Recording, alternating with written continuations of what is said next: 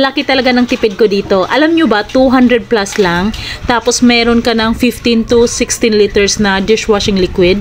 Yes, kung nanay ka talaga, maghanap ka talaga ng mga tipid tips. So ito na yung tipid tips na mai-share ko sa inyo. Maganda talaga to gamitin, guys. Ito na yung ginagamit ko. Sa dami niyan, aabot yan ng mga 5 to 6 months.